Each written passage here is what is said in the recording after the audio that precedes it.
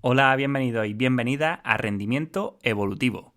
Hoy os quiero compartir una entrevista que me hizo Claudio Nieto en su podcast, en la que hablamos sobre fisiología, vías metabólicas, dominios de intensidad y mucho más. Como ya habréis notado, ahora estoy publicando bastante menos porque estoy centrado al 100% en el curso que estoy haciendo sobre entrenamiento de resistencia y que, bueno, está siendo un aprendizaje brutal, un salir de la zona de confort y un aprender hasta límites que no pensaba que podría llegar. Es casi como volver a ser deportista de élite, pero a nivel intelectual en vez de físico.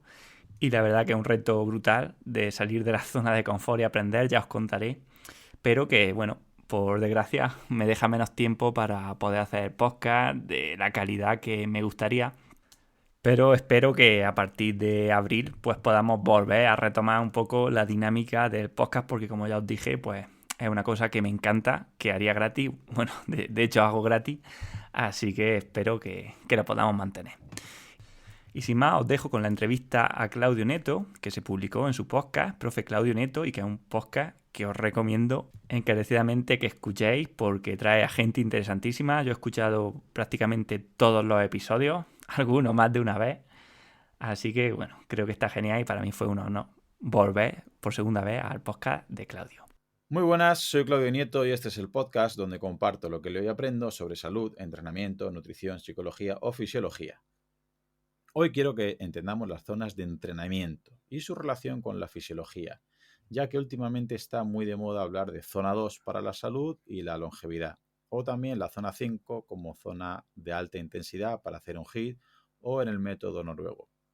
Pero creo que a veces confundimos estas categorías y otras simplemente no sabemos cómo calcularlas o cómo entrenarlas.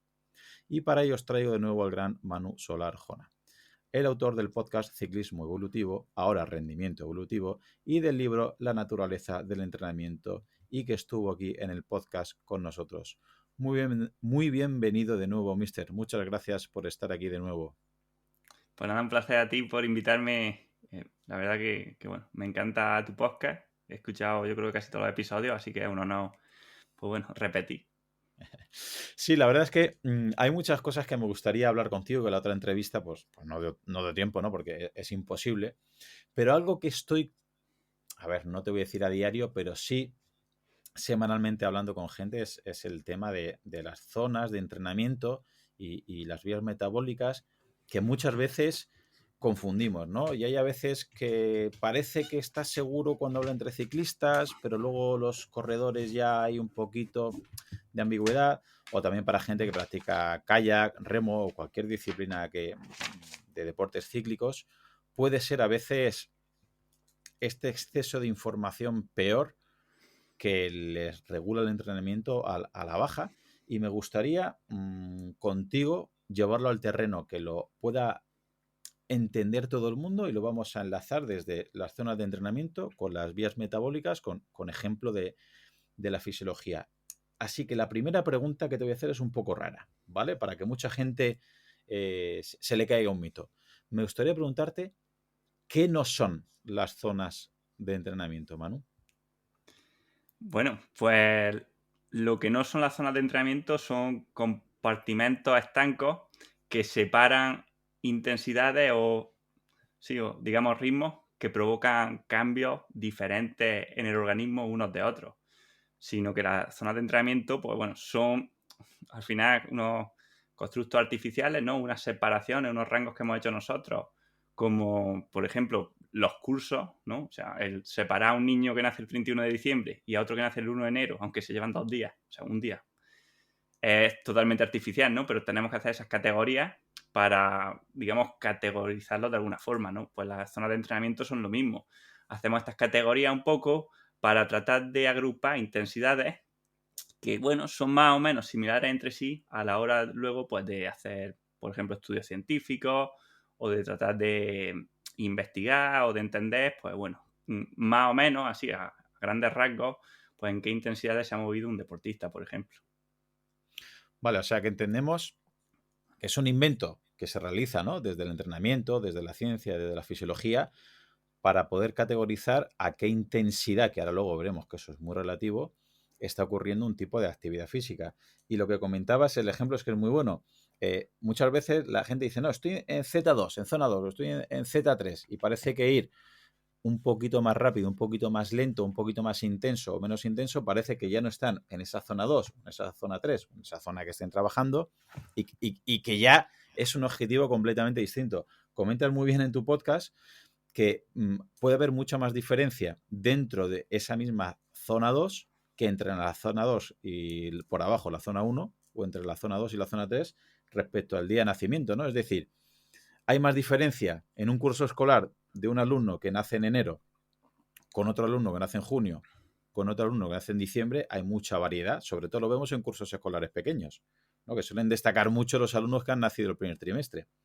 Pero, sin embargo, puede haber menos diferencia de manera paradójica con un alumno un curso anterior si ha nacido simplemente lo que tú comentabas. Si nace un día o 2 días antes, los metemos en cursos distintos, pero realmente hay un día de diferencia.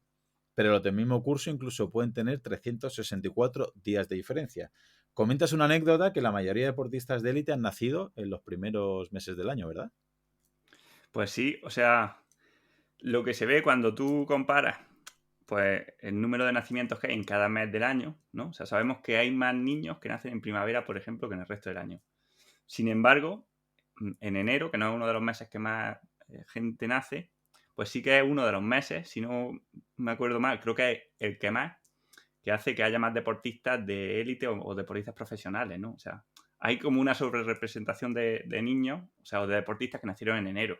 Y esto es porque ya de pequeños, pues nacer en enero y ser un poco más grandes que los demás les va dando una ventaja que, bueno, pues se va retroalimentando. A lo mejor esa ventaja hace que de pequeños destaquen y les guste el deporte o puedan entrar al equipo más importante en cadetes o en juveniles, ¿no? Pues ser un poco más grande, a lo mejor le permite que en cadete pues ya pase al Madrid y esa ventaja al final pues va haciendo que esa persona tenga un poco de ventaja en el mundo moderno, a nivel deportivo, por lo menos. Pues podemos ver que estos modelos mentales que hacemos con las zonas de entrenamiento son muy útiles para llevarlo a la práctica, pero que claro, muchas veces nos fijamos o nos creemos que esos son herramientas para trabajar al pie de la letra y a veces nos lleva al error. ¿Cómo enfocarías tú, sabiendo lo que no son, nos podrías decir en qué momentos sí podrían ser útiles estas zonas de entrenamiento, sabiendo que luego vamos a ver que hay mucha gente que lo divide en 3 zonas, en 5 zonas, en 7 zonas, en 9 zonas? Yo tengo algún curso tuyo, algún que compartiste, me parece recordar que eran 10 zonas, ¿no? Has llegado a trabajar con 9 o 10 zonas. Sí. ¿Hasta qué punto podría ser útil o en qué momento podría ser recomendable utilizar las zonas o trabajar con las zonas de entrenamiento, Manu?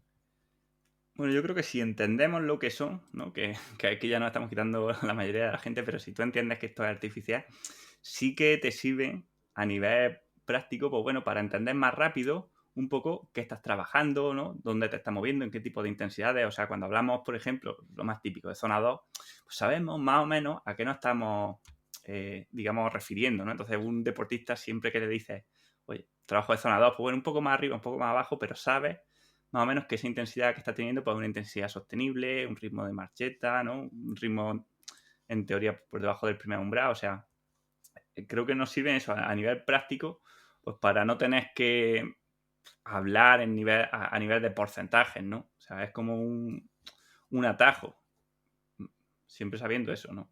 Oye, que son artificiales y que, mira, oye, que si te has pasado el límite de zona 2 y zona 3, ¿no? Que si nos peleamos, que si está en el 65%, en el 70%, con lactato, con gases, bueno, creo que eso no es importante porque es que es un continuo totalmente. Vale, pues vamos a empezar por ese continuo. Vamos a empezar, para mí, haciendo justicia científica y fisiológica, que sobre todo podríamos empezar por Skinner, ¿no? Es decir, ya creo recordar que fue por el 80, por ahí, ya empezó a diferenciar como 3 zonas de entrenamiento y que entre esas 3 zonas de entrenamiento se marcaba esa diferencia, ese salto del escalón por 2 umbrales. ¿Nos puedes explicar este primer concepto de cómo iniciación a las zonas en qué consistía? Bueno, era bastante simple, ¿no? O sea, Skinner al final lo que sacó un modelo que se llamó modelo trifásico, donde al detectar dos umbrales, o sea, el primer umbral sería el punto donde el lactato se empieza, en un test incremental en laboratorio, pues uno sería el punto donde el lactato empieza a aumentar y otro donde en teoría aumenta exponencialmente. Bueno, teniendo dos umbrales, ¿no? Cuando se para el rango de intensidades que un deportista puede ejercitarse con dos umbrales, lo que te salen son tres zonas, ¿no? Que sería la zona 1, ¿no? Por debajo del primer umbral, entre los dos umbrales y por encima del segundo umbral. Este modelo, hombre, sin duda, pues es el padre de todos los demás, ¿no? O sea, de hecho, pues la mayoría de modelos de zonas se basan en este concepto de umbrales para calcular estas zonas. Concepto que, bueno, cada vez está un poco más debatido, ¿no? Y más dudoso, pero bueno, que al final pues, es la historia de cómo ha evolucionado la fisiología. Ujú. Vale, diga, pero con esto, la mayoría de personas, sobre todo de atletas populares, ya se podrían empezar a no planificar, pero sí a organizar o a entender un poquito cómo puede ser la carga de entrenamiento. Que hemos dicho, la primera zona, zona 1, antes del primer umbral, la zona 2, seguimos hablando del modelo trifásico de Skinner. Zona 2 entre umbrales y zona 3 por encima del segundo umbral. Lo único que habrá mucha gente que dirá, vale, Claudio, me ha quedado claro. Vale, Manu, me ha quedado claro. ¿Y cómo sé yo cuál es mi primer umbral y cuál sé yo cuál es mi segundo umbral? Porque aquí empezamos también a escuchar no umbral de lactato, no umbral anaeróbico, no intercambio gaseoso. Este primer y este segundo umbral, para gente que no conozca realmente la fisiología, ¿cómo le describes tú que puedan saber dónde ubicarlos cada uno o depende de tantísimos factores que es imposible aterrizarlo? Es un tema complejo porque umbral de qué, ¿no? O sea, es que el umbral como tal, vamos, o sea, no hay un umbral, o sea, ya sabemos que no hay un umbral, depende de qué parámetro mida, te va a salir el umbral en un sitio o en otro y también depende de cómo lo midas, ¿no? O sea, por ejemplo, con el lactato, pues por supuesto necesitas el lactato para medirlo, pero ese umbral va a depender, pues, tanto de cómo te haya alimentado ese día, ¿no? Y sobre todo, ¿no? De qué test utilices para medir ese umbral. Si haces escalones más largos, pues seguramente te va a salir más bajo que si haces escalones más cortos. Si haces un test de máximo estado estable de lactato, que es muy diferente a un test incremental, seguramente lo que tú vas a encontrar, el MLSS que se llama, ¿no? El máximo estado estable de lactato, seguramente va a estar más bajo que lo que tuviera salido en un test incremental. Entonces, a ver, a mí me gusta lo práctico, ¿sabes? Y no me calentaría mucho la cabeza con temas ni de medir lactato, ni de medir gases, ni nada. O sea, creo que tenemos formas fáciles de sacar, por ejemplo, los umbrales, o sea, a nivel práctico. Bueno, los umbrales no, sino las zonas. Y no necesitamos irnos a mediciones caras bueno, y poco precisas de laboratorio. Podemos entender entonces que mucha gente quizás incluso yendo a un laboratorio a hacer una prueba con gases o incluso midiendo lactato, puede ser que si hoy Manu solo a mí me mide lactato, me puede dar unos parámetros, unos valores que luego no se tienen que replicar siempre. Es decir, me puede ubicar que mi segundo umbral está a cierta potencia, pero yo hoy estoy en unas condiciones de nutrición, de descanso, de que ayer entrené o no entrené, que no se tienen por qué replicar siempre y quizás los vatios que yo hoy estoy dando en un test con Manu Sola que me ubican cuál es mi segundo umbral, quizás la semana que viene voy a esos mismos vatios y me supone menos carga porque estoy más descansado o lo que fuera, o mucha más carga porque estoy comiendo menos o estoy más cansado. ¿Van por ahí los tiros? Esa es una, por ejemplo, de las cosas que pasan, ¿no? Y eso lo vemos continuamente. O sea, yo he hecho un montón de test de lactato, o hacía, porque ya no hago, porque no le encuentro mucha practicidad, ¿no? Pero eso ocurre, que cambia, y ya no solo que cambia, ¿no? Sino que, oye, que tú sacas un umbral, ¿no? Con un test incrementas, por ejemplo, aparte de la poca precisión, porque depende, o sea, la precisión de ese umbral te la va a dar cómo de grandes son los escalones, si tú haces escalones de 30 vatios. Pues la precisión va a ser de 15 vatios, como mucho, ¿no?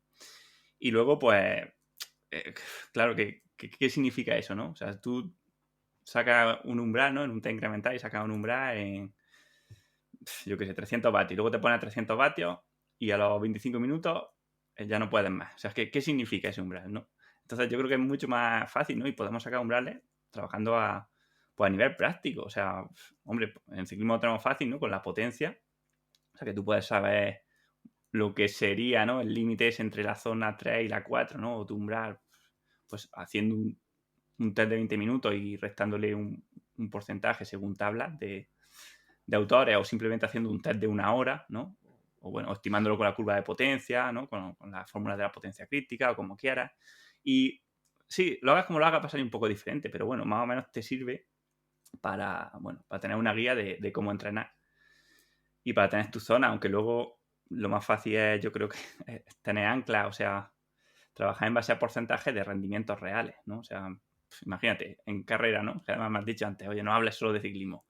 En carrera a pie, ¿qué más te da saber dónde está tu umbral, tu primer umbral y tu segundo umbral? Tú, si quieres trabajar bien y sacar incluso tu zona, oye, pues puedes saber tu ritmo de 10 kilómetros o tu ritmo de 2 kilómetros, ¿no? Y puedes trabajar en base en porcentajes de ese ritmo y no tienes que volverte loco buscando un umbral que depende de qué parámetro o de qué marcador estés midiendo y del test con el que lo mides.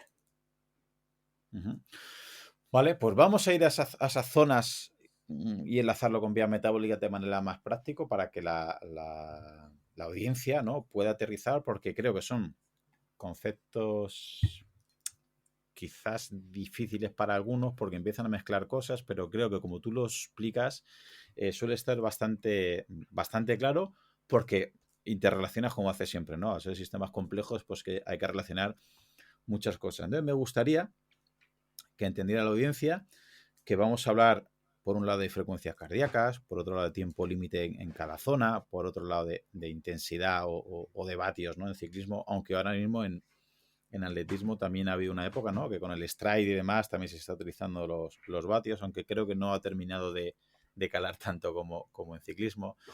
También veremos percepción subjetiva del esfuerzo, sensaciones, el sustrato, ¿no? El alimento, para que nos entienda la audiencia de que come el metabolismo, y el tipo de fibras. Vamos, casi nada. A ver si no nos da el podcast para 8 horas. Sí, Entonces, me gusta una de las clasificaciones que escoges, ¿no?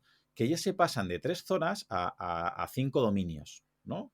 Un dominio moderado, digamos, vamos de menos a más. Moderado, vigoroso o heavy o entre umbrales. El tercero sería un dominio severo.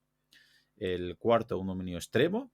Y el último, un sprint, ¿no? o fuerza máxima. Entonces, si sabiendo que va a haber 5 dominios, vamos a ir, si le parece a Manu Sola, desde abajo a nivel de intensidad. Luego veremos que se va a interrelacionar todo y esto es bastante difícil porque no es igual estar 5 minutos que estar 1 hora, no es igual estar con el glucógeno lleno que vacío, no es igual haber entrenado el día antes que no es igual llegar con mucho estrés de trabajo que no. Hay muchas cosas que interaccionan.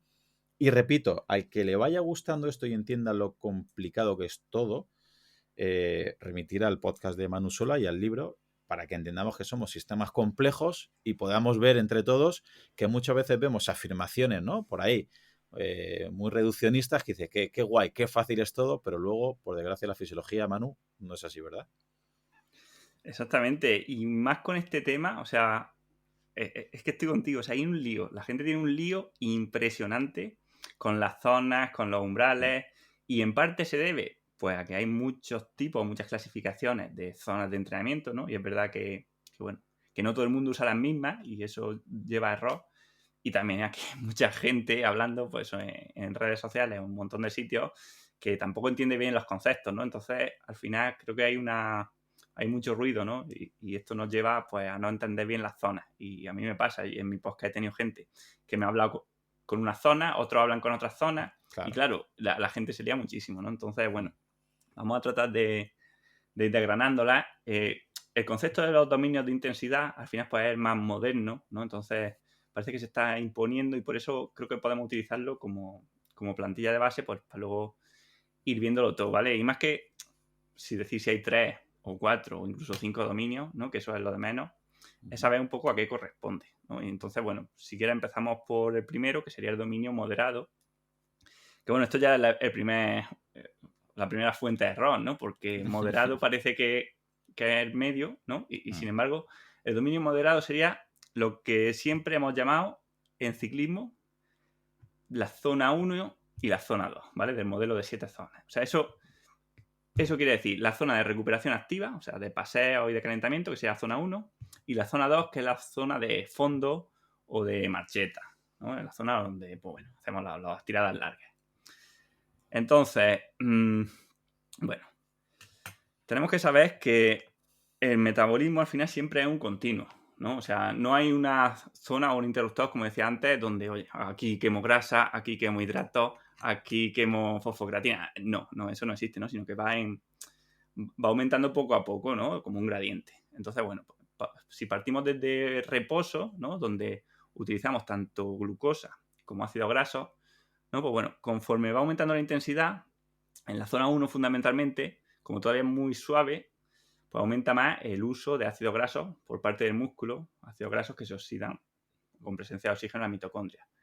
Y poco a poco este ritmo va subiendo, o esta oxidación de grasa va subiendo hasta que llegamos a un punto que se llama fat mass, ¿no? O el punto donde se da la máxima tasa de oxidación de ácidos grasos por minuto en el organismo. No quiere decir que más arriba de eso no oxidemos grasa o que no oxidemos mucha grasa, pero nunca vamos a poder oxidar más de eso por minuto, ¿vale? O sea, es como la máxima capacidad que tenemos de oxidar ácidos grasos.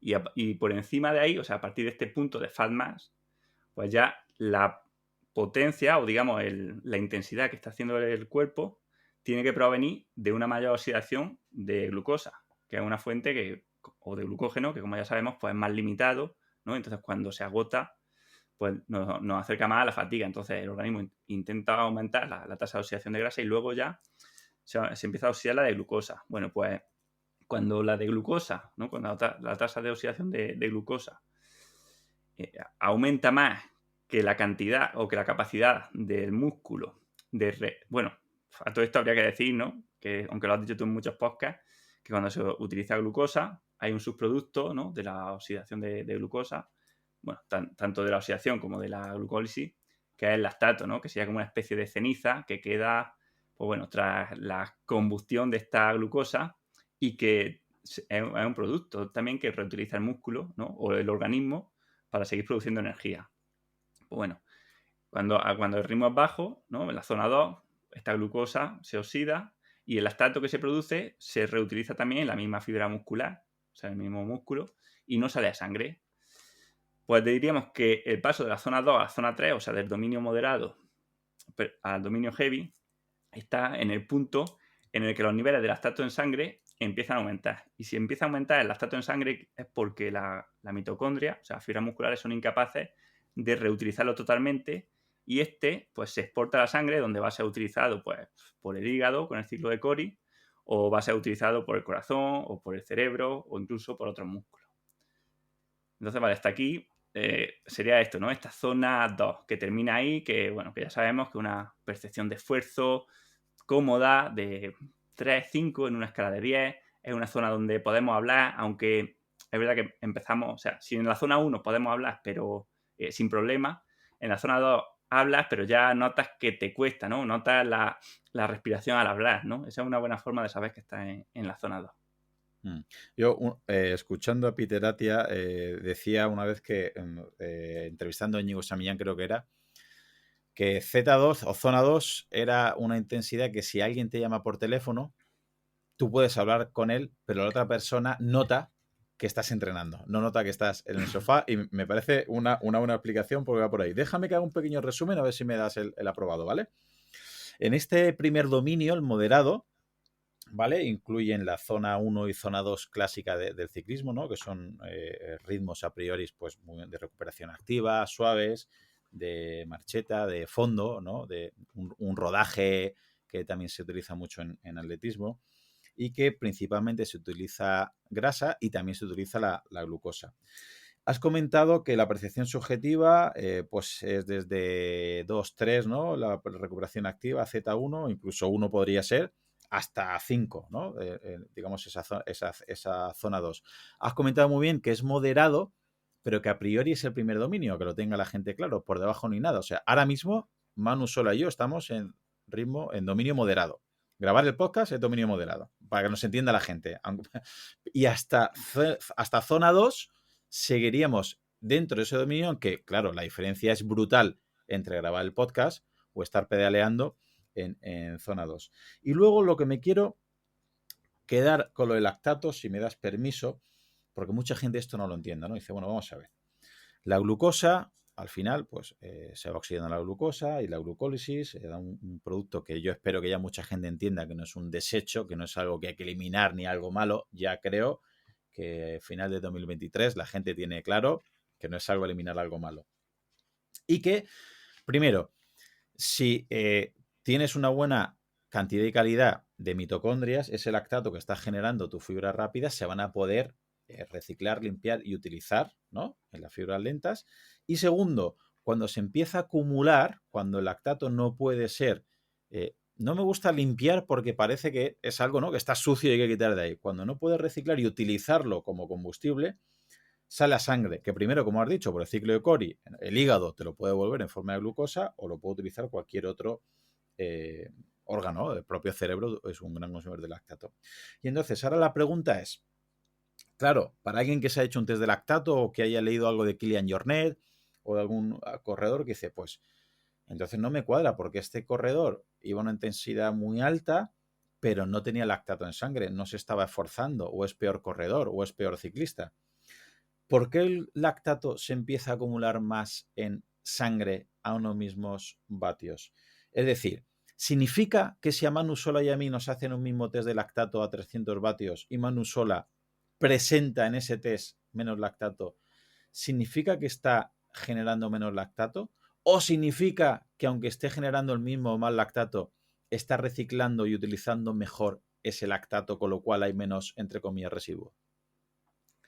Bueno, serían las dos cosas, ¿no? Pero fundamentalmente es que lo estás reciclando mejor. O sea, porque podemos estar produciendo el mismo, pero una persona, por ejemplo, con mayor funcionalidad y masa mitocondrial, o sea, al final el lactato se recicla en las mitocondrias, ¿vale? Las mitocondrias están sobre todo en las fibras más lentas de los músculos, ¿vale? Que bueno, esto es otra historia, ¿no? Que quizás de la que no hemos hablado todavía, pero al final, quien está más en forma, ¿no? O sea, la persona que tiene, por ejemplo, mayor número de mitocondrias y dentro de estas, pues, una mejor funcionalidad, va a ser capaz de utilizar ese lactato dentro del músculo, ¿vale? Y por tanto no va a salir a sangre. O sea, tú puedes estar produciendo mucho más, pero también estás reutilizando mucho más lactato. Aunque también es cierto el otro caso, ¿no? Que es muy probable que esa persona que tiene una mejor masa mitocondrial también está utilizando más energía a través de los ácidos grasos y tampoco estaría produciendo cantidades tan altas de lactato. O sea, se da la paradoja doble, ¿no? Al final está en forma,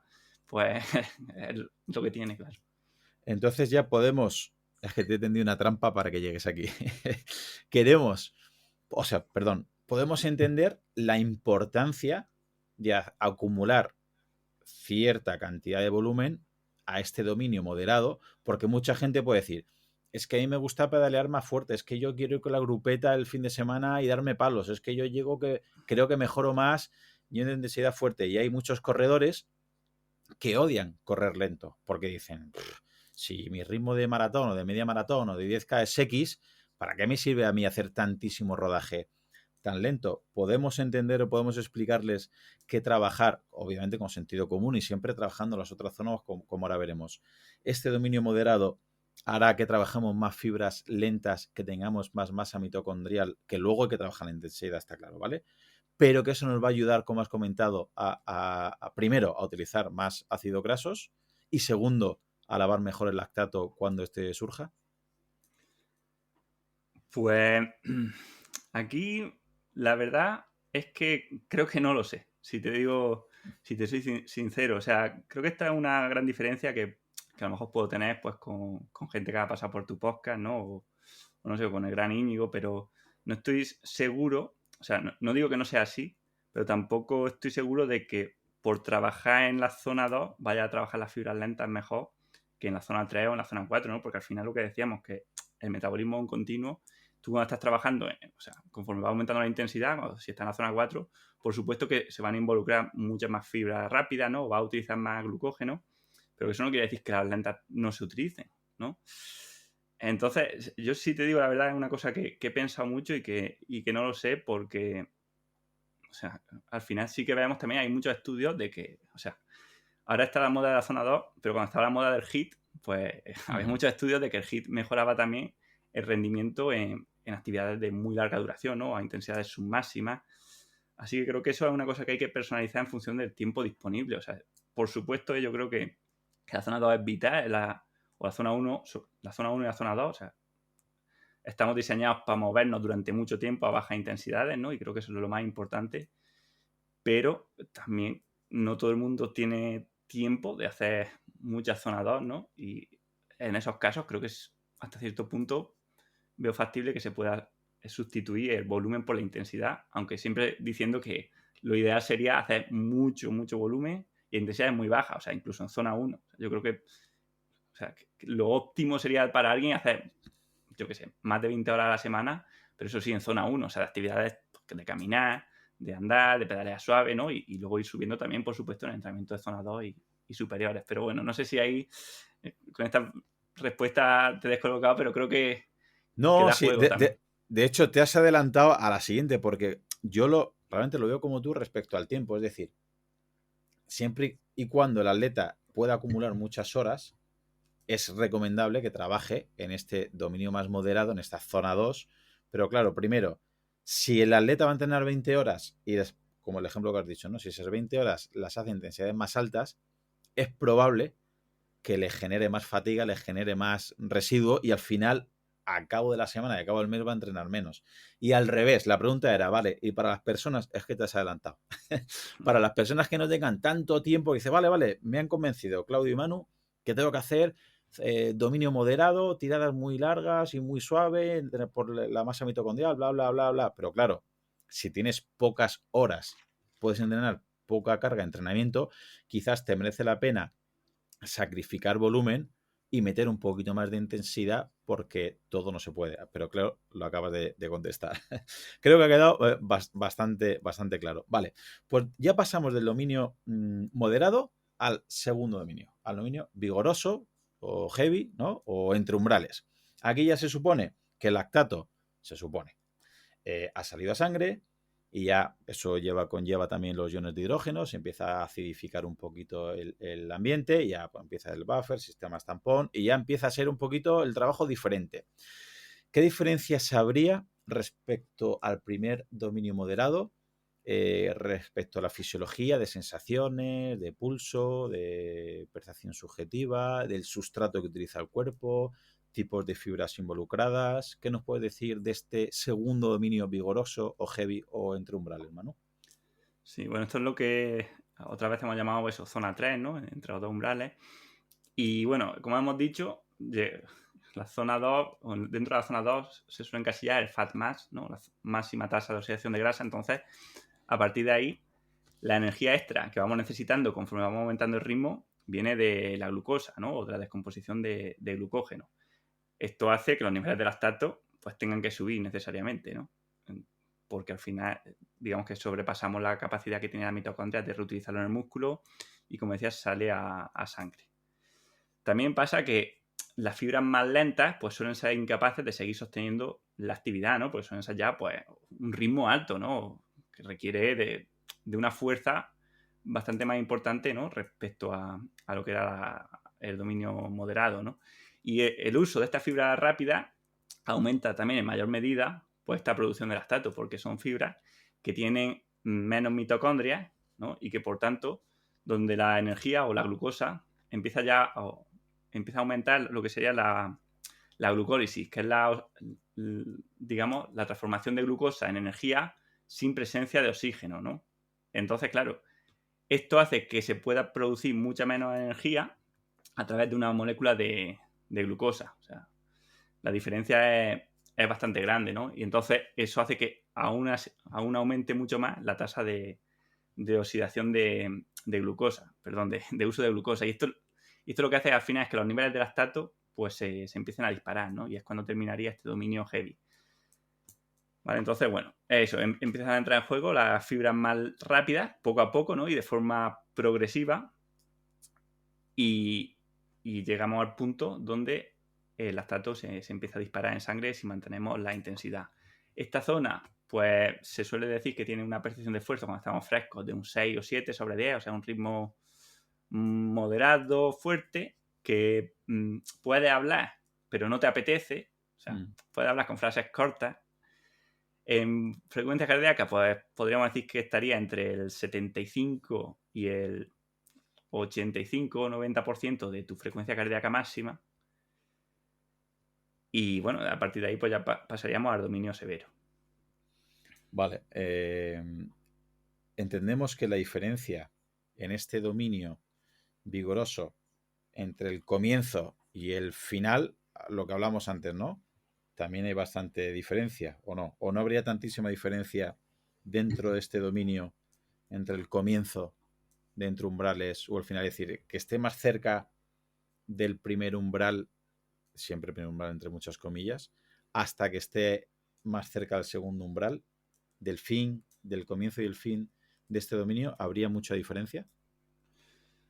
Hombre, sí que hay, ¿no? Al final, porque conforme va aumentando la intensidad, un aumento de X, ¿no? O sea, un aumento, imagínate, de 30 vatios, ¿no? O de 2 kilómetros por hora, pues se nota mucho más conforme más alto estás, ¿no? Conforme más cerca estás del límite, ¿no? Pasar de correr a 10 a 12 no es tanto como pasar de correr de 18 a 20, ¿no? Entonces, la diferencia es grande, ¿no? A nivel de, sobre todo, pues ya te digo, de fibras rápidas que se empiezan a activar.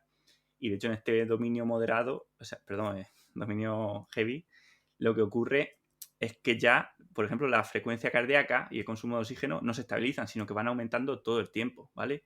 Dentro de este dominio se supone que el lactato se mantiene estable, porque el lactato que sale a sangre se puede reutilizar, como hemos dicho antes, por los órganos y no aumenta, en teoría, ¿no? Por lo menos a corto plazo, pero el consumo de oxígeno y por tanto, la frecuencia cardíaca sí que van aumentando si tú mantienes la intensidad en este dominio heavy. ¿Te atreverías a hablar de tiempo límite que se podría estar en esta zona, tiempo recomendado, para qué tipo de deportista podría ser interesante trabajar en este segundo dominio? Antes hemos visto, ¿no?, la ventaja del dominio moderado por el tema de las mitocondrias, de las fibras lentas, etcétera.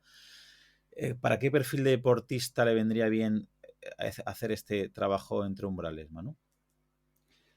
Bueno, aparte de lo que hemos dicho antes, ¿no?, del tiempo, yo creo que este trabajo es súper útil, por ejemplo, para corredores que su intensidad, o sea, que es la intensidad a la que van a competir, ¿vale? Por ejemplo, pues gente de triatlones largos, ¿vale? Ironman, también ciclistas de carretera, de fondo o de marchas largas, porque al final el tiempo que se puede mantener en este dominio es aproximadamente, iría entre una hora, que sería el límite superior, ¿vale?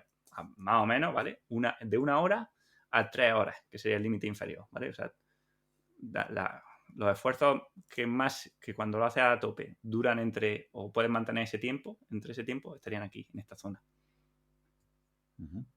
Vale, el método noruego utiliza bastante este tipo de entrenamientos a lo largo de la semana. Sí, cada persona dentro del método noruego como tal, ¿no? O sea, creo que hay muchas formas de hacerlo, pero sí que tiene, ¿no?, lo famoso, ¿no?, que es los entrenamientos doble umbral, que al final consiste en hacer series en este ritmo 2 veces al día, por la mañana y por la tarde, ¿no? Y eso lo hacían, creo que 2 veces a la semana. ¿Vale? Eso tuve un invitado en el podcast que nos lo estuvo contando. Pero bueno, lo hacían también de una forma diferente, ¿no? Al final lo que tratan es de estimular un poco, pero no de llegar a un agotamiento del deportista, porque lo hacían con intervalos muy cortos. O sea, si estamos diciendo que tú aquí en este ritmo te puedes mover entre 1 y 3 horas, y ellos lo hacen con intervalos cortos, o sea, que acumulando en una sesión a lo mejor 30 minutos de trabajo de esta intensidad, ¿vale? Aunque sean 30 por la mañana y 20 por la tarde, pero bueno, son 50 minutos a un ritmo que puede aguantar mucho más tiempo y además con bastante descanso. Entonces no son entrenamientos destructores, ¿no? Otra cosa es hacer, al final, si tú te pones en este dominio heavy y haces 3 horas ahí, vas a acabar muerto, ¿no? Eso es un fondo de la hostia. Sí, el podcast creo recordar que era con Arturo Casado, ¿verdad? Sí. Claro, dijisteis algo muy interesante, que era también que diferencia a la gente, porque claro, decir, ostras, puedo acumular hora y media, 2 horas entre umbrales. Ahí, una vez más, tendríamos que individualizar y tipo de deporte. Un ciclista, por la carga mecánica que tiene, puede acumular más tiempo, o digo un deportista con menos carga mecánica que un corredor, pero un corredor a lo mejor metabólicamente a nivel cardíaco y a nivel pulmonar podría aguantar cierta carga de entrenamiento, pero a nivel biomecánico es muy factible que se lesione. Lo digo porque tengo muchísimos conocidos que han empezado con el método noruego a hacer doble umbral y ¿qué es lo que primero que viene? Pues un sóleo, un gemelo, un Aquiles, un menisco, lo que sea, y dices, vale, no has entendido bien. O sea, una cosa es que sea con triatletas o con ciclistas o nadadores y encima gente profesional, y otra cosa es que le haga un popular y corriendo. Hay que tener esto en cuenta, Manu. Hombre, 100%. Al final es que el entrenamiento tiene que estar adecuado a la persona y seguramente es más culpa del deportista que del entrenador, ¿no? Porque, claro, la gente es las modas, ¿no? O sea, se pone algo de moda, ven que hay un deportista que entrenando de una forma ha tenido éxito y ya lo copias, ¿no? Intentas copiar al exitoso y muchas veces no sabemos ni si realmente estás entrenando así o no, ¿no? O sea, tenemos que ser también realistas, ¿no? Y oye, si es un método, si el método fuese tan bueno y tan secreto, se esperarían a que se retirasen todos para contarlo, ¿no? O sea, no vas a estar contándolo en todos sitios para darle ventaja a tus rivales. Completamente. Bueno, pues para cerrar este segundo dominio, podríamos entenderlo que equivaldría a la zona 3. ¿También zona 4 o no introduciríais la zona 4? Pues depende de qué modelo de zona utilicemos, ¿vale? En el modelo de 7 zonas de Kugan, que es famoso, ¿vale? De entrenar y correr con potenciómetro, la zona 4 está a caballo entre el dominio heavy y el dominio severo, ¿no? Porque lo pone como por debajo y por encima de umbral. Pero bueno, por ejemplo, con las 6 zonas de San Millán, ¿no? O las 5 zonas también de la Federación Noruega de esquí, pues sería solamente la zona 3, ¿vale? Y ya pasaríamos en el dominio severo, sería lo que sería la zona 4 del modelo o de San Millán o del esquí. O sería ya la zona 4 alta y la zona 5 de Kugan. Vale, pues vamos a ese siguiente dominio. Repetimos, ya hemos pasado el primer dominio, el moderado, ya hemos pasado al segundo, entre umbrales, y ahora vamos al tercero, al dominio severo. ¿Qué nos puede decir respecto a fisiología, tipos de fibra que estamos utilizando, sustrato que consume el cuerpo, sensaciones, percepción subjetiva, tiempo límite, frecuencia cardíaca? ¿Qué sucede, o mejor dicho, qué debería suceder si estamos entrenando en ese tercer dominio severo? Bueno, pues un poco lo que ya he contado antes, ¿no? O sea, seguimos activando fibras cada vez más rápidas y además en mayor cantidad. O sea, digamos que tienes que activar más fibras del músculo a la vez para ser capaz de sostener la potencia. Eso hace que, sobre todo, como se empiezan a utilizar fibras más rápidas, pues utilizamos más la glucólisis anaeróbica, ¿vale? Esto hace que los niveles de lactato en sangre pues cada vez sean más altos porque, bueno, digamos que el límite de dominio severo estaba en cuando el lactato no se acumulaba en sangre porque el organismo, pues, a través del ciclo de Cori y demás, era capaz de mantenerlo estable, ¿no? De que no se disparara. Pues a partir de este dominio severo, el lactato se dispara, ¿no? Bueno, tanto el lactato como el consumo de oxígeno. Si mantenemos una intensidad estable en el dominio severo, pues la frecuencia cardíaca y el consumo de oxígeno pues también van a ir aumentando progresivamente hasta llegar al máximo antes del agotamiento, ¿vale? Entonces, cualquier esfuerzo que se realice en este dominio severo nos va a llevar, o sea, si se mantiene hasta el agotamiento, nos debería llevar hacia el máximo consumo de oxígeno, ¿vale? Luego, a nivel de percepción de esfuerzo, por ejemplo, pues bueno, ya sería muy alta, estaríamos hablando de un 8 o un 9 sobre 10, es un esfuerzo que se hace muy duro, que se hace agónico, ya no puedes hablar con monosílabos, ¿no? Sí, no, lo típico de los test, pero que no puedes mantener una conversación, te lo notas, ¿no? Porque no no puedes ni siquiera pensar en otra cosa. Si estuvieses escuchando música o un podcast, serías incapaz de concentrarte en ella. O sea, digamos que la actividad es tan fuerte que constriña todo el organismo y hace que todo tu cuerpo esté pendiente de mantener esa actividad. Y eso. Vale, frecuencia cardíaca, más o menos, ¿podrías decir qué porcentaje de la máxima se está utilizando en este dominio? Aproximadamente por encima del 90% de la máxima. Vale. ¿Y el tiempo límite o más o menos intervalos de tiempo que se puedan o se deban trabajar o digamos que fisiológicamente son los que quepan en este dominio? Bueno, partiendo de que el límite inferior sería 1 hora aproximadamente, el superior, si vamos a marcar el dominio extremo, estaría en torno a 6 minutos, ¿vale? 5, 6 minutos, 4, según el deportista, pero bueno, diríamos que ese sería el límite por arriba del dominio severo. O sea que podemos entender que a esta intensidad, haciendo intervalos mínimo de 6 minutos, es cuando empezamos a trabajar en este tipo de dominio. ¿Para qué deportista recomendarías este tipo de trabajo, Manu? Bueno, por ejemplo, ciclistas de carretera o de mountain bike, ¿no? Porque pasan, no sé, en rally es muy claro, ¿no? O sea, son esfuerzos, un rally es un esfuerzo de 1 hora, hora y 10, ¿no? Pero bueno, la mayoría de partes que estás peleando son a esta intensidad de los superiores, en ciclismo de carretera. Bueno, por supuesto, ¿no? Alguien que haga un 10K, por ejemplo, ¿no? Que se prepare pruebas de 10 kilómetros, de 5 kilómetros. Es interesante que entrene en estos ritmos. Pero mucha gente dirá, bueno, desde 6 minutos hasta 1 hora. La diferencia o sea, es muy llamativa. ¿Cómo recomendarías tú cuando se trabaje esta zona? Por un lado, acumular intervalos, me lo invento, ¿vale? De 10 minutos porque sabemos que estamos dentro de este tiempo para acumular que siempre sea inferior a 1 hora, acumular intervalos de 30 minutos, acumular un intervalo solo de 50 minutos. ¿Cómo lo harías? ¿De qué dependería la estructura del entrenamiento para Manu Sola? Bueno, esto es una cosa súper interesante porque quien crea que hay una respuesta se equivoca. Uh-huh. O sea, dentro de que estamos trabajando, ¿no? O sea, el tipo de estímulo que estamos dando, ¿vale? Sabemos que estamos en el dominio extremo, ¿vale? Que es un estímulo que va a involucrar fibras rápidas, que va a ser muy glucolítico, ¿no? Que va a producir mucho lactato. Sabiendo que va a ser ese tipo de estímulo, no sabemos si es mejor hacerlo en series de 8 minutos o de 6 minutos o hacerlo en series de 20, ¿no? Es bastante complicado, la verdad, saber qué es mejor. O sea, yo creo que al final, para mí es que el entrenamiento, tenemos que olvidarnos de lo que son digamos, las recetas, ¿no? O sea, hay que trabajar tantas repeticiones a tanta intensidad y verlo más como el estímulo de entrenamiento, que es digamos, la interrelación que hay entre el tipo de estímulo que estamos dando, que aquí son las estructuras que estamos utilizando, que en este caso, pues lo que he dicho, ¿no? La vía glucolítica, alta producción de lactato y de radicales libres, acidosis, etcétera.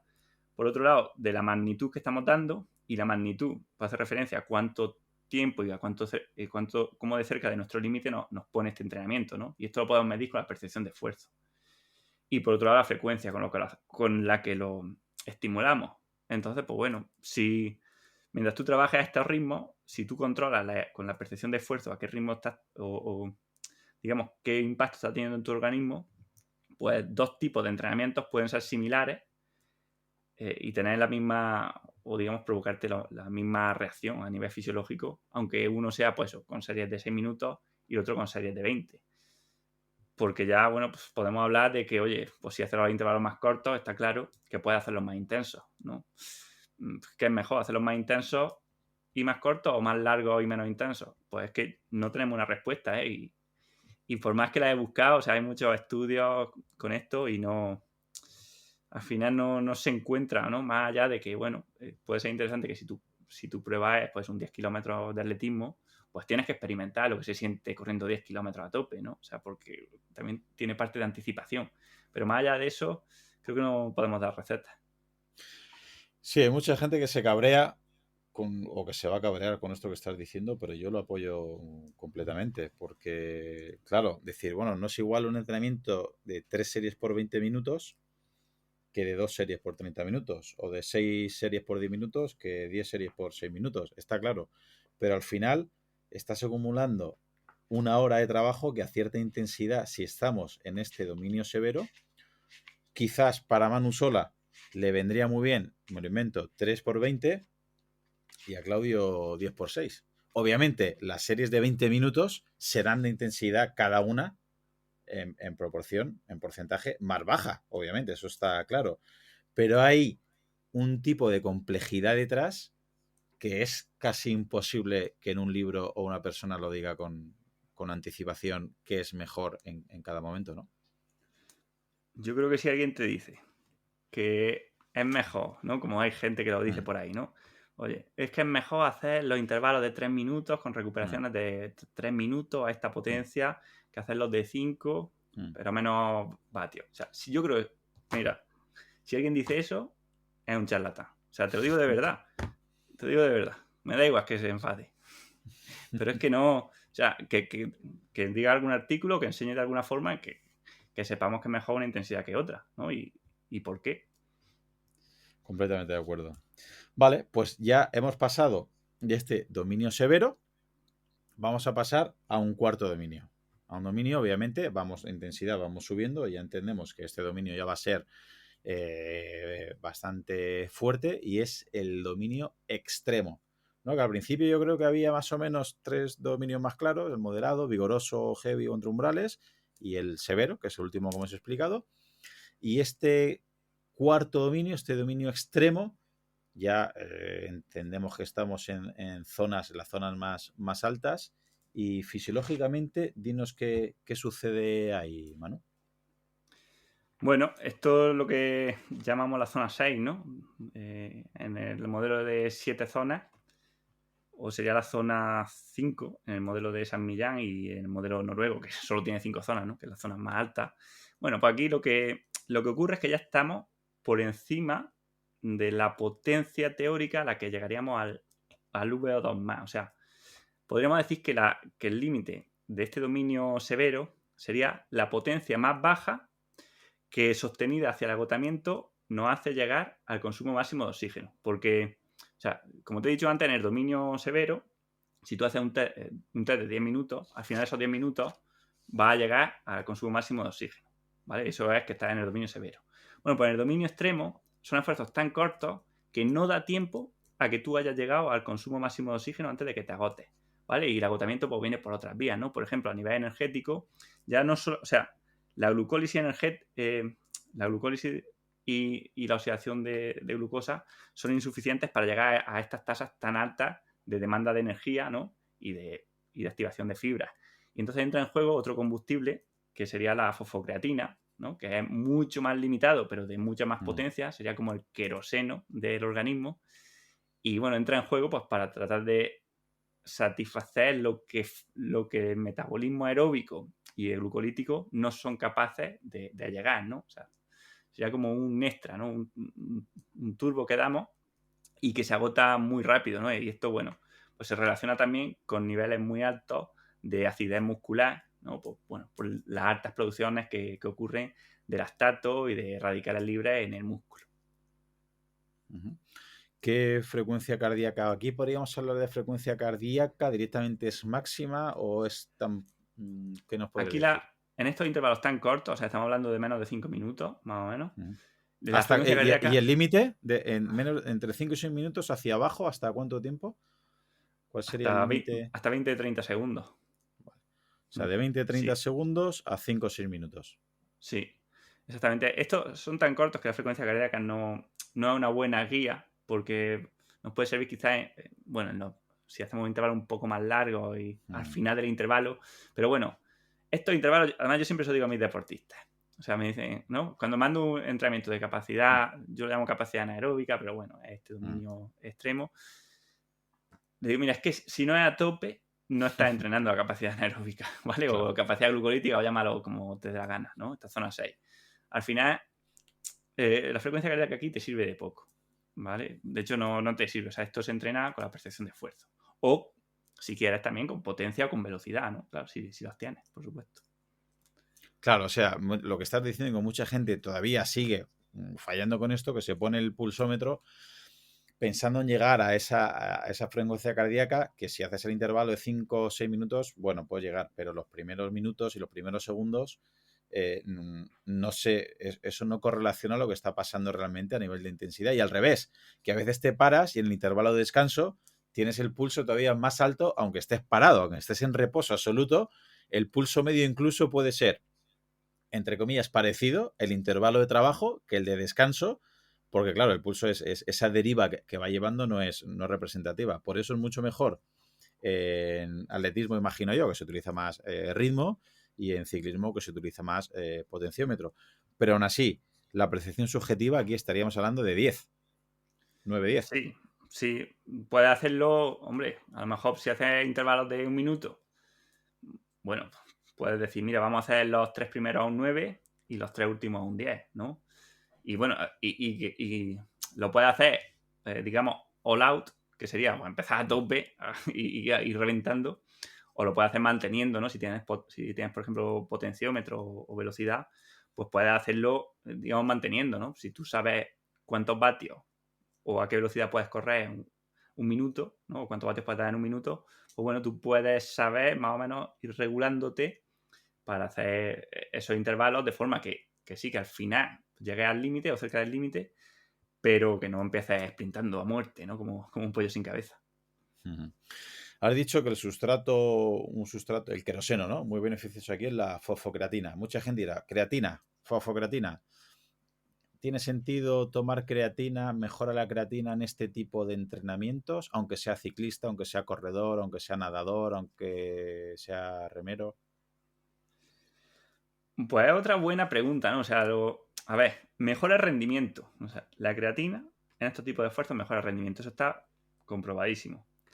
Pero lo que no está tan claro es si te mejora la adaptación, ¿no? Porque al final, bueno, digamos que si tú tienes más, o sea, con la toma de creatina tienes más depósitos de fosfocreatina, necesitas, digamos, meter más intensidad o hacer los intervalos más largos para depletarla, ¿no? Si lo haces, o sea, si eres, ¿sabes? Yo si fuese un deportista de potencia, pues sí que suplementaría con fosfocreatina y aprovecharía para entrenar más duro. Pero si entrenas igual tomando creatina y no tomándola, pues quizá tomando creatina el impacto que tiene ese entrenamiento en tu organismo es más pequeño, ¿no? Porque digamos que no llega a depletarlo.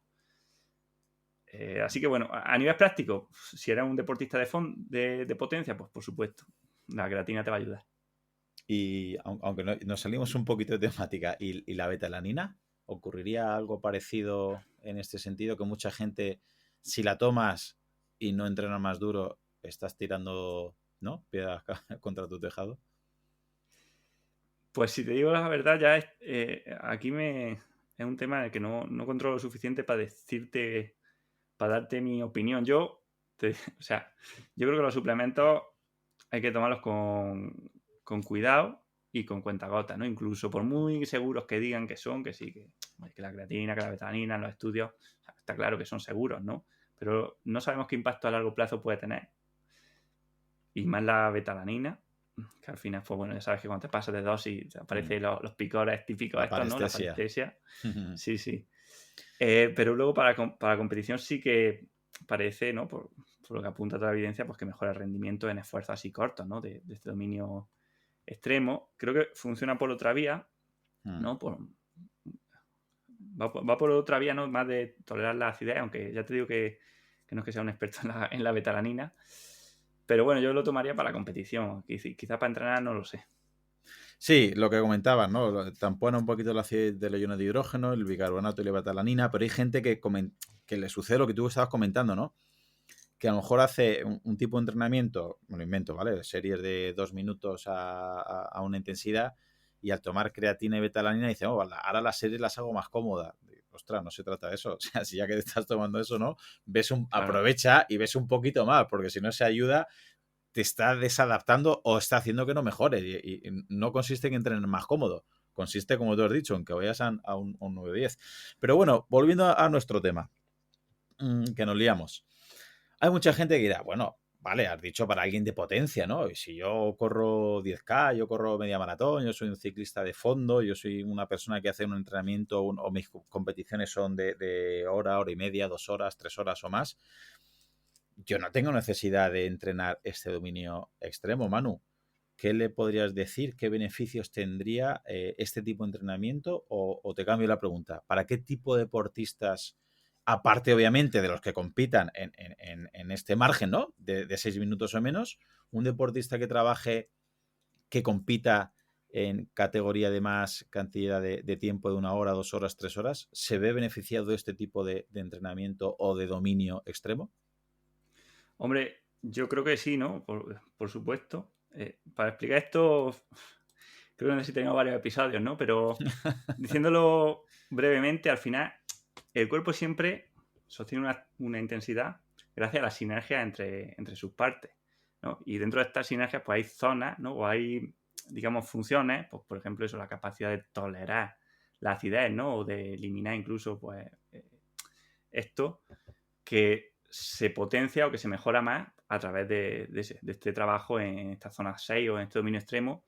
Igual que sabemos perfectamente que el entrenamiento de fuerza mejora el rendimiento en resistencia a ritmos submáximos, pues también toques esporádicos en estas zonas, ¿no? En este dominio extremo, pues hace que muchos sistemas fisiológicos mejoren y que nos sirvan cuando vayamos al límite a ritmos más bajos, ¿no? Porque al final, por mucho que tu competición sea, digamos, muy, muy larga, ¿no? Imagínate, una persona de Ironman, sí, tu competición es muy, muy larga, pero cuando llegues al final de la competición, pues tus niveles de acidez van a ser muy altos, tus niveles de lactato van a ser muy altos, tus fibras rápidas van a trabajar porque las lentas van a estar agotadas, etcétera. De hecho, salió en el último Ultra Trail de Mont Blanc, el último que ganó Kilian, como le medía a Jesús, pues le midió un montón de parámetros y él mismo lo decía, dice, van lento, ¿no? Porque es una prueba de 20 horas, pero sus niveles, si tú ves sus niveles de lactato, de tal, claro, son altísimos, ¿no? O sea, tú no dirías que está trabajando en zona 2 si ves sus niveles fisiológicos, aunque, claro, si ves los vatios o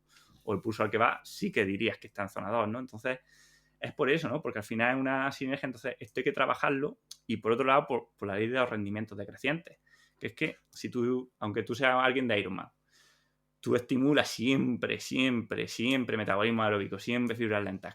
Entrenar un poco más te va a hacer mejorar muy, muy poco. En cambio, en esto, como no lo trabajas nunca, ¿no? Si es que lo que nos pasa a los ciclistas cuando hacemos fuerza o cuando vas al gimnasio, vas 2 semanas al gimnasio y ya notas que ganas músculo, porque claro, partes de cero, ¿no? Entonces al principio se mejora muy rápido. Entonces creo que es muy fácil mejorar aquí en esta zona y poco costoso y bueno, o sea, no va a ser no va a ser en lo que se base tu entrenamiento si eres un corredor de Ironman. Pero tampoco tienes que evitarlo a toda costa. O sea, no hay que ser pensar solamente en especificidad, ¿no? Sino que también en la fisiología subyacente y en entender esta bien, ¿no? Como, pues a través del paradigma de los sistemas complejos. Claro, o sea, estás comentando cosas muy, muy interesantes. Mucha gente, yo imagino que le gusta comprenderlo, pero quizás porque seguimos entendiendo la intensidad como la reina, ¿no? Como el parámetro que manda.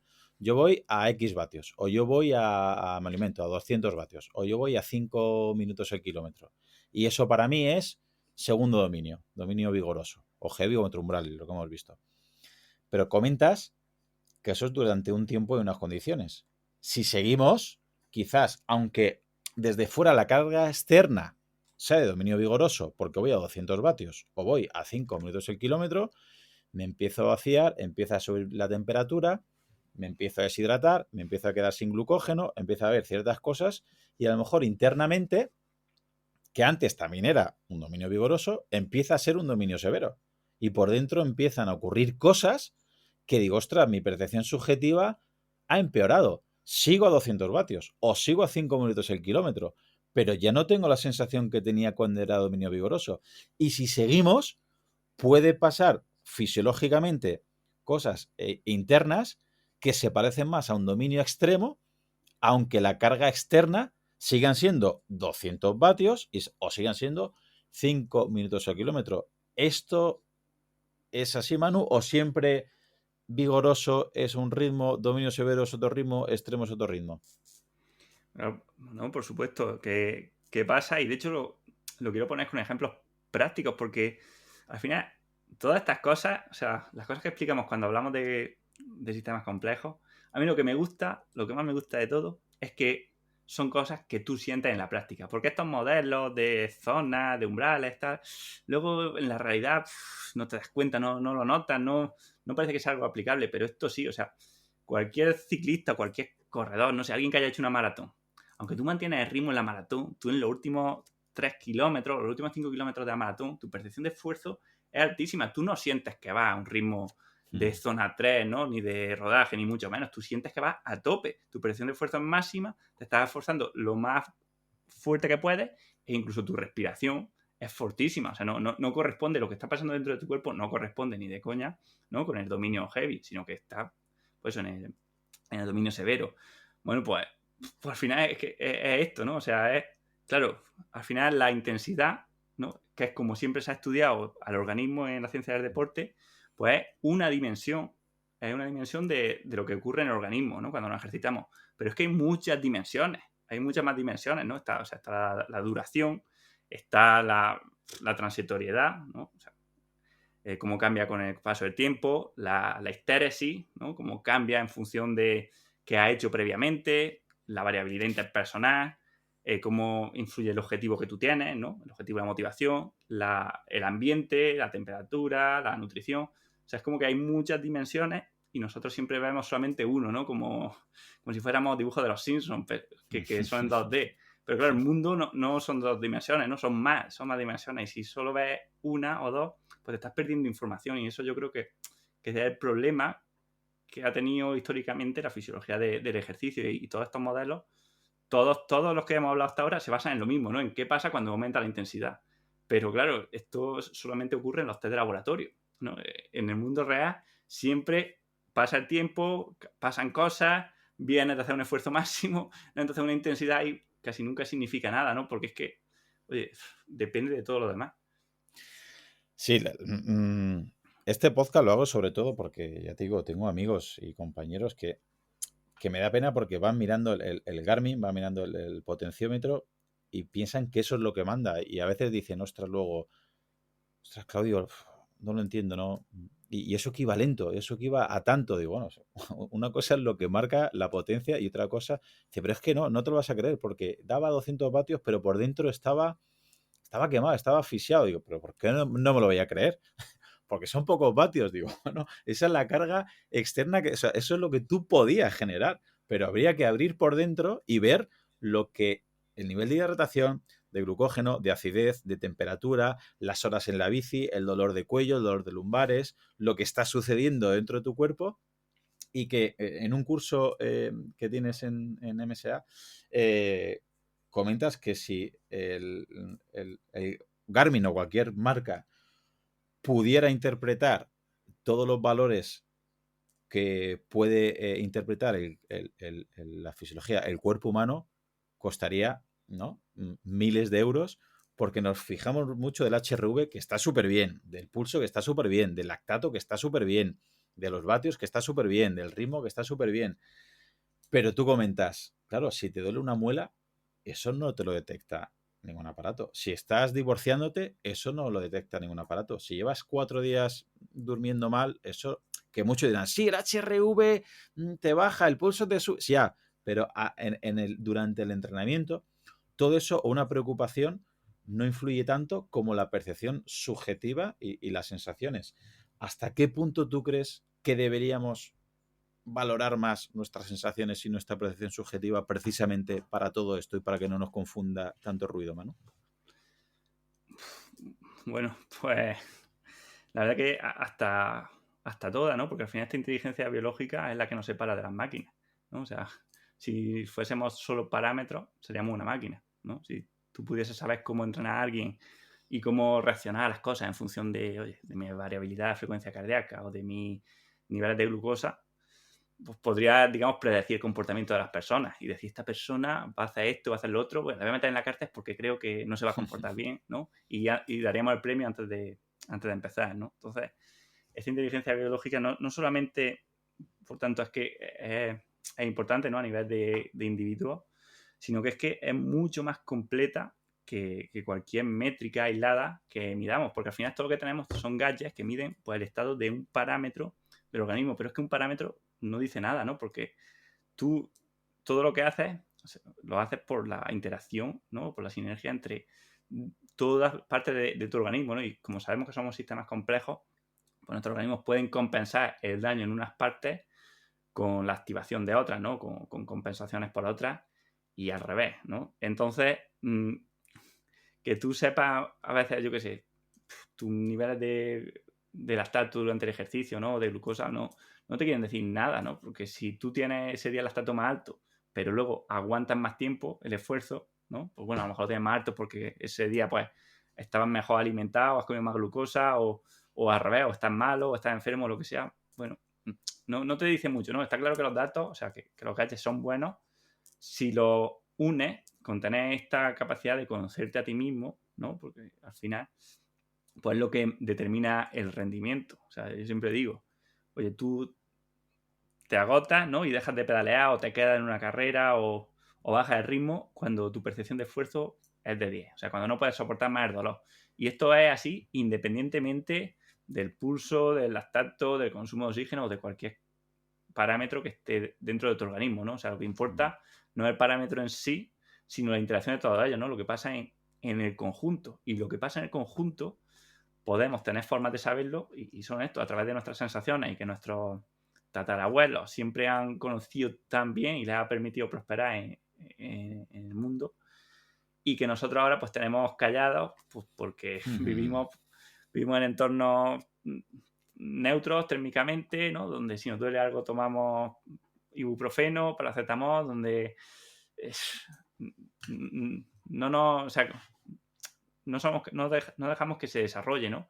Y al final, pues como alguien que no ha conducido nunca. Si tú nunca has conducido, pues no vas a saber conducir, ¿no? Entonces, si tú quieres saber entender tu cuerpo, pues tienes que escucharlo, ¿no? Tienes que pensar, tienes que recapacitar y tienes que experimentar, ¿no? Y ir aprendiendo, ¿no? ¿Qué significa cada sensación? Pues bueno, en base a ensayo y error. Desde luego, sí, de la misma manera que pues hay gente que dice, ostras, no tengo ganas de entrenar, pero hoy me tocan series. Y dice, ostras, pues obviamente hay que ver un contexto, si eres profesional, si estás en un microciclo X, vale. Pero el 99% de personas dice, ostras, no entrenes. O al revés, es que me toca descanso, pero tengo energía, hace un día espectacular, tengo ganas, tengo tiempo. Ostras, pues ahora entrenar, ¿no? Es que hoy en el calendario ponía descanso y dices, ostras, que creo que no estás entendiendo realmente esto. Vale, pues para hacer un pequeño resumen, porque nos queda uno, hemos pasado por el dominio moderado, vigoroso entre umbrales o heavy, el severo, el extremo, y ahora pasamos al último, que también se le cataloga como sprint, ¿no? O de fuerza máxima. Si el último que hemos comentado, el extremo, ya era fuerte, pues ya entendemos que el sprint o fuerza máxima, creo que la descripción va a ser bastante entendible, ¿no? Si el extremo era entre 6 minutos y 30 segundos, entendemos que será más corto de 30 segundos. Y este sprint realmente debería ser un mínimo de unos segundos. ¿Qué nos puedes hablar de este tipo de entrenamiento? ¿Se refiere al gimnasio? ¿Es un entrenamiento parecido al gimnasio, pero de nuestro deporte en concreto? ¿Qué nos puede decir, Manu, de este tipo de dominio de sprint o fuerza máxima? Bueno, puede ser gimnasio o puede ser deporte de resistencia. O sea, nosotros al final en esa idea de categorizarlo todo, pues también hacemos, ¿no? Esto es entrenamiento de fuerza y esto es resistencia. Mira, no, es un continuo que va, pues bueno, desde, o sea, como dice Vadillo, todo es fuerza, ¿no? Pero claro, está fuerza de un segundo, ¿no? Fuerza máxima, fuerza que puedes mantener un segundo, fuerza que puedes mantener 30 segundos y fuerza que puedes mantener 5 horas, ¿no? Bueno, pues en este caso estamos en actividades de fuerza máxima que podemos mantener pues menos de 30, 20, 30 segundos y que puede ser eso, gimnasio, puede ser un sprint en la bici o corriendo o como queramos, ¿no? Al final, pues bueno, estos sprints lo que tienen es que a nivel energético ya en vez de, o sea, también se utilizan, ¿no? Parte de la glucólisis, pero sobre todo, ¿no? La fuente energética es, como he dicho antes, la fosfocreatina y el ATP libre, ¿vale? Que bueno, que es una fuente que es escasa, pero que está libre en el músculo y también se utiliza, ¿no? Utilizamos pues, prácticamente todas las fibras musculares al unísono, o sea, el cuerpo colabora para hacer toda la fuerza posible, es una intensidad pues, a la que no puedes pensar en otra cosa. O sea, si tú estás sprintando, si tú estás levantando algo, si tú estás haciendo una RM en el gimnasio, tú no puedes pensar en otra cosa. No puedes estar escuchando un podcast y sprintando. O sea, y el que quiera que lo pruebe, ¿no? O sea, aquí puedes ver, ¿no?, cómo el cuerpo esclaviza prácticamente todas las estructuras fisiológicas para ser capaz de realizar la tarea que tiene como objetivo, ¿no? Que en este caso es, pues, o levantar un peso muy alto, o correr lo más rápido posible, o saltar lo más lejos posible, ¿no? O sea, son esfuerzos ya máximos, ¿no? Entonces, pues bueno, necesita mucho combustible de alta, densidad, ¿no? Que sería esta fosfocreatina, y bueno, prácticamente contraes toda la vez, ¿no? Entonces, lo que hemos hablado antes para la zona 6, ¿no?, pues aplica esta en cuanto a percepción de esfuerzo, que sería un 10 máximo, ¿no? Y bueno, es una intensidad que no puedes hablar, obviamente. Si no puedes pensar, no puedes hablar tampoco. Vale, ¿para qué tipo de deportistas o en qué momento de temporada o para qué perfil podría ser de utilidad este tipo de entrenamiento? Porque hay gente que dice, ostras, entrenamientos entre 5 o 6 segundos a 20, 30 segundos. Yo que, repito, yo me pongo siempre, ¿no? Me intento poner en la piel del oyente que dice, yo que hago la quebrantahuesos, yo que hago, no sé, 10K, yo que hago media maratón, yo hacer un esfuerzo de 30 segundos a tope y encima el corredor, si no trabaja fuerza, riesgo de lesión, ¿cómo lo ves? ¿A quién le recomendarías, cuándo o por qué o qué nos puedes decir en este sentido, Manu? Bueno, pues aplicaría lo mismo que he dicho para el dominio extremo, pero incluso más, ¿no? Porque la evidencia del trabajo de fuerza, ¿no? Al final, tú puedes hacer la fuerza en el gimnasio, puedes hacer la fuerza saltando, ¿no? Lo que, por ejemplo, pliometría es trabajo de fuerza, puedes hacer la fuerza en la bici con sprints cortos, pero este trabajo de fuerza, por supuesto que tiene unos beneficios a rendimiento submáximo. Pues, por ejemplo, puede aumentar la sincronización intermuscular, o sea, mejora la eficiencia. Entonces, digamos que necesitas menos oxígeno o menos energía para ir a los mismos vatios.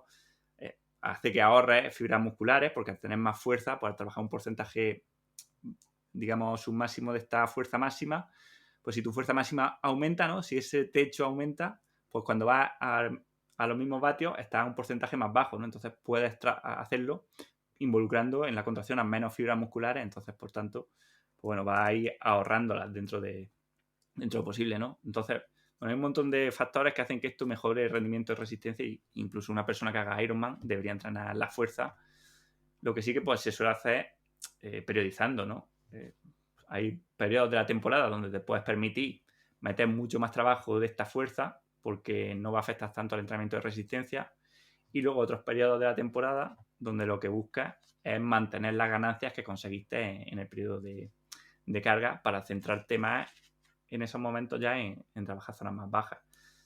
Pero, hombre, obviamente hay que trabajarlo y bueno, en corredores, como tú me decías, yo creo que incluso más. O sea, los beneficios que tiene, por ejemplo, el entrenamiento de pliometría a nivel de mejorar la rigidez, ¿vale? La rigidez del tendón de Aquiles o del sóleo es importantísimo, y esta mejora de la rigidez hace que, digamos, que gane velocidad gratis, ¿no? Porque el músculo se convierte en más eficiente transmitiendo la fuerza. Entonces, cada vez que saltas, cada vez que das una zancada, pierdes menos, o bueno, digamos que conservas más energía elástica y la puedes utilizar para propulsarte.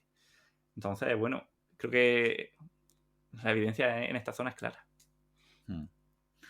Vale, como habrá mucha gente que se estará volviendo loca, imagino yo, me gusta algo que tú promueves mucho, que es la regla del 6, que era de Seiler, me parece, ¿no? Sí. Que hablaba de cierto...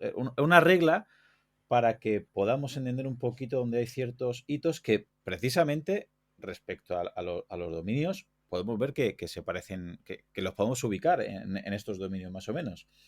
Él hablaba pues de la regla, ¿no? Pues hitos o entrenamientos de 6 segundos, de 60 segundos, de 6 minutos, de 60 minutos, y ya pues se podría poner de 6 horas, me parecía exagerado. Y si vamos de menos a más, vemos que, por ejemplo, un entrenamiento o un intervalo o un test de 6 segundos estaría dentro del último dominio que hemos hablado, ¿no? Del dominio de sprint o fuerza máxima, que sería un trabajo de potencia anaeróbica, de fuerza máxima, ¿no? El siguiente sería de 60 segundos, que estaría justo dentro del dominio penúltimo que hemos visto, el dominio extremo, que sería más un trabajo, ¿no?, de capacidad anaeróbica, etc. Ya damos 6 segundos y 60 segundos. El tercer 6 sería 6 minutos, que entra justo en el dominio severo, ¿no? Que sería el consumo máximo de oxígeno. El siguiente 6 sería 60 minutos, ¿no? Cerca de ese segundo umbral relativo, ¿no? Que sería ese dominio vigoroso entre umbrales o heavy. Y al último sería pues más de 60 minutos, hasta 6 horas se llega a leer, pero bueno, para que lo entienda la gente, de 60 minutos para arriba, que sería el dominio moderado. Eso estaría bien estructurarlo y estaría bien que la gente entendiera esta regla de 6 minutos para saber cómo puede estar en cada uno de los dominios a nivel de forma física o si está más cerca o más lejos de uno de otro, o eso realmente no tendría mucho sentido catalogarlo así para la mayoría de corredores, de atletas, de ciclistas, etcétera.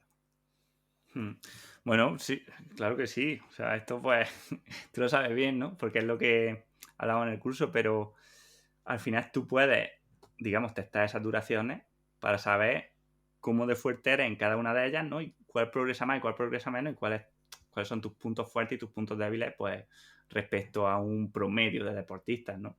Está claro que tú puedes utilizar, pues eso, con un esfuerzo de 6 segundos, sabes tu potencia máxima, con uno de 60 segundos, sabes tu capacidad anaeróbica, con uno de 6 minutos, tu capacidad aeróbica máxima, y con uno de 60, tu umbral, ¿no? O sea, sería una medida de tu capacidad aeróbica. Entonces, bueno, pues, testando esos 4 hitos lo tienes fácil. Vale, y ahora hay gente que dirá, vale, Manu solo me ha convencido. Yo quiero trabajar ya mi dominio moderado, el vigoroso, el severo, el extremo y el sprint. Y lo quiero trabajar todas las semanas y quiero trabajar todos. Yo sé que esta pregunta tiene trampa, ¿vale? Y no te la debería hacer porque no tiene respuesta. Pero para ese oyente que le has convencido hablando de estos dominios o que le has convencido hablando de que se puede testear para saber, ¿no? Cómo está en 6 segundos, 60 segundos, en minutos y 60 minutos. ¿Cómo le recomiendas que empiece? ¿Cómo le recomendarías que distribuya más o menos, que caiga más carga de entrenamiento en un dominio o en otro dominio? ¿O lo debería? Yo sé que debería ser 100% individualizado, pero grosso modo, ley de Pareto, ¿algunos consejos podrías regalarnos, Manu? Sí, bueno, es lo que, como tú dices, una pregunta Imposible. individual, pero bueno, sí que, o sea, a ver, si tú tienes, yo qué sé, una persona, vamos a decir normal, aunque seguro que hay gente que se ofende, pero bueno, vamos a decir una persona normal que puede entrenar 10 horas o más a la semana, ¿no? Uh-huh. Bueno, pues aquí sí que la gran mayoría de sus sesiones, podríamos decir que, oye, si estás haciendo 6 días, o bueno, vamos a poner, si estás haciendo 5 días de entrenamiento a la semana, Uh-huh. por lo menos 3 días de esos 5, pues van a ser a ritmos bajos, ¿no? En el dominio moderado. O sea, que sería zona 2. Y bueno, dentro de esa zona 2, pues quizás si el tiempo es poco, ¿no? O si no es suficiente, pues bueno, puedes meter toques en lo que sea zona 3, ¿no? En interumbrales, en el dominio heavy. Joder, que hasta a mí me cuesta, ¿sabes? Hay tantos dominios y hablamos de tantas formas, ¿eh? Sí. Que al final no sé cómo llamarlo, ¿no? Y a veces hasta casi te da miedo llamar a una zona de una forma porque te van a decir, no, es que esa zona no es anaeróbica. Bueno, Sí. a ver, bueno, tampoco es... Sí. O sea, sí, hay una parte del metabolismo que es anaeróbico, ¿no? Pero bueno, por eso te digo, es fundamentalmente la mayoría de ejercicios en zonas bajas y luego complementando con alguna sesión a la semana, una o dos, de trabajo de alta intensidad, ¿vale? Y luego, pues, a ser posible también meter 1 o 2 días de trabajo de fuerza. ¿Sería un entrenamiento más polarizado o más piramidal para aquellas personas que tengan menos tiempo de entrenamiento, Manu? Es decir, para que lo entienda la audiencia, el entreno polarizado sería separar un poquito, ¿no? Y ser más extremistas, trabajar dominios bajos, dominio moderado y algo de vigoroso, pero sobre todo moderado, y luego dominios altos, dominios severos, extremos, etcétera. Ese sería el polarizado. Y el piramidal sería trabajar mucho moderado, algo menos, pero también bastante en vigoroso, algo menos, pero también algo en severo y menos en extremo. ¿Qué recomendarías tú? Aunque también esto sería muy debatible entre Claro, piramidal y pero polarizado. midiéndolo, claro, ¿cómo lo mides? ¿En vatios, en pulsaciones o en número de sesiones? No, perfecto, el número de sesiones, correcto. Que es algo, perdóname, que es algo que creo que daría también para otro podcast, que mucha gente piensa que el polarizado es el tiempo que pasa en la zona. Entonces, claro, hay gente que le sale unas burradas que tú lo comentas en el curso, que si una persona, un ciclista, va a hacer 20 horas de polarizado y lo hace por horas, si hace el 20% en alta intensidad, le sale 4 horas de alta intensidad, que eso es inasumible. O sea, hablamos en distribución de las sesiones, ¿vale? El 80% de las sesiones en zonas bajas, digamos, en vías metabólicas, perdón, en dominio más bajo, y el 20% en dominio más alto sería el polarizado. Y el piramidal, pues como os comentado, ¿no? Pues un porcentaje más elevado en dominio moderado, un porcentaje también importante, pero no tan grande, en un dominio vigoroso entre umbrales, y luego otro porcentaje de menos peso en dominio severo y extremo. Bueno, es difícil porque la verdad que estos modelos no me convencen o intento evitarlos dentro de lo posible. O sea, yo creo que quizá el concepto de entrenamiento polarizado habría que cambiarlo y en vez de verlo así, ¿no? O de polarizado o piramidal, yo diría que haría el 80% en el dominio moderado y el otro 20% repartido entre el heavy y el severo, ¿vale? Yo creo que ambos dos son interesantes, ¿no? Entonces, la verdad que es difícil quedarme que si piramidal o polarizado, ¿no? Porque hay un montón de... Mira, esto es una cosa súper guapa, ¿no? No hace ni un año, hace 6 meses o por ahí, o 7 meses, salieron casi a la vez 2 artículos que uno decía, ¿por qué el entrenamiento polarizado es el mejor para el rendimiento? ¿No? O el entrenamiento polarizado es el que usan los mejores deportistas de resistencia, o algo así. Y a los 2 o 3 días contrarrestaron con otro grupo de investigadores que decía lo contrario, decía, ¿por qué el modelo piramidal es el mejor? Y en vez del polarizado. Entonces creo que aquí estamos perdiendo el punto, ¿sabes? Si, como decía antes, que el organismo funciona de forma sinérgica y como un continuo y no por partes, al final, claro, creo que estamos perdiendo el punto de, oye, con qué dosis se estimula, ¿no? Cómo de duro en los entrenamientos, cómo es la densidad de la carga, o sea, porque puede ser polarizado o puede ser piramidal, pero, oye, ¿cuántos días a la semana estás entrenando? ¿No? ¿Cuántos estás descansando? Entonces, es muy difícil comparar cosas así y al final nos pasa lo que pasaba en esos artículos, que los dos decían cosas contrarias y los dos estaban, entre comillas, probados científicamente, ¿no? Que por eso los han publicado.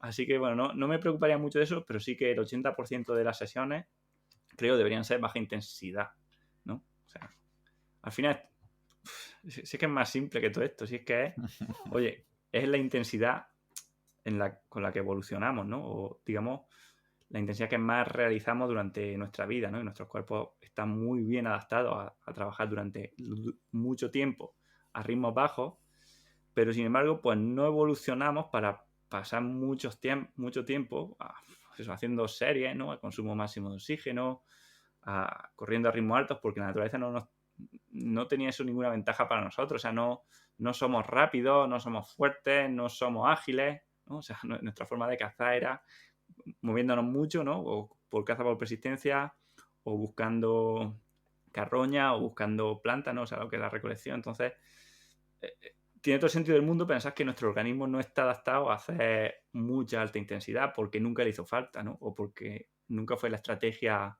evolutiva de la especie.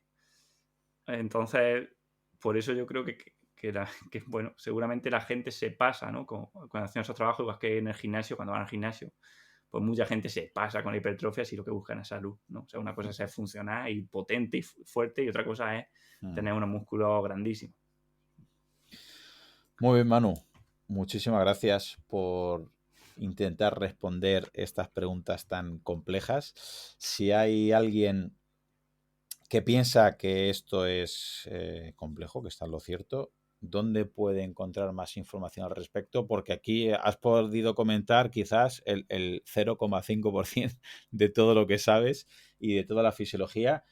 Pedir perdón a los oyentes por si les parece un poquito esto lioso, pero es así, porque es que tenía ilusión en traerte, Manu, y te lo digo por prueba siempre, porque veo muchas veces en redes sociales, ¿no?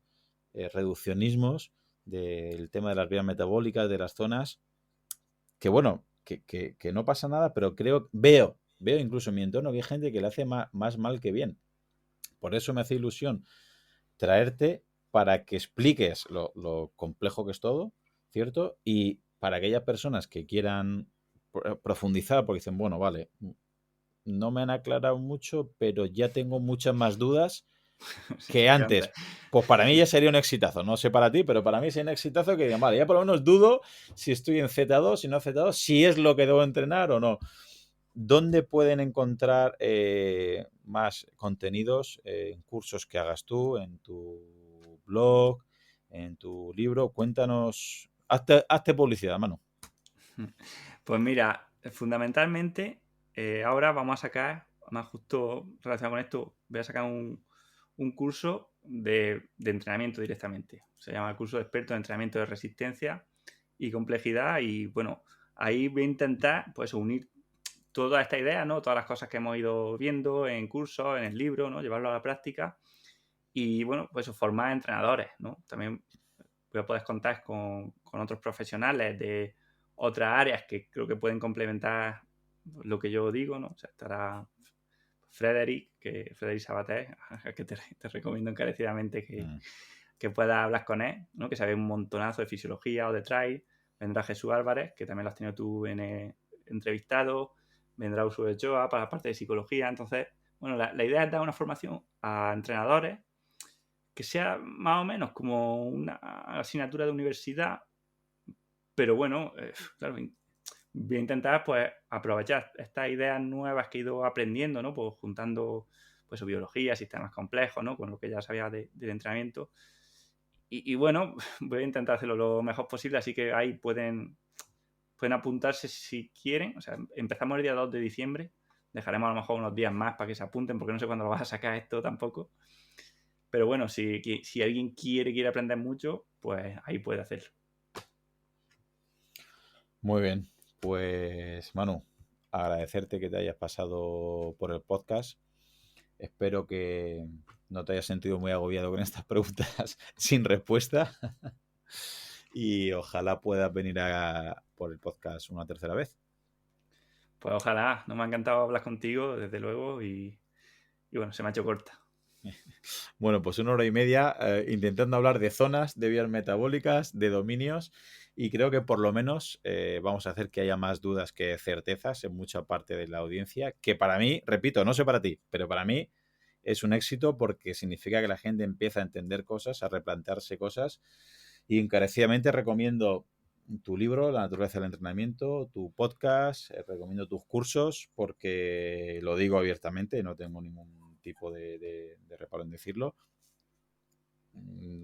Llevo estudiando mucho tiempo, me encanta leer, me encanta estudiar y la gente que me pregunta dónde aprender sobre ciencia del entrenamiento, de la resistencia y fisiología, sin duda alguna, donde más he aprendido yo personalmente ha sido con tus cursos. Así que los recomiendo encarecidamente y enhorabuena, Manu, gracias y espero que sigas trabajando como lo estás haciendo porque, vamos, creo que está marcando un antes y un después en la ciencia del entrenamiento.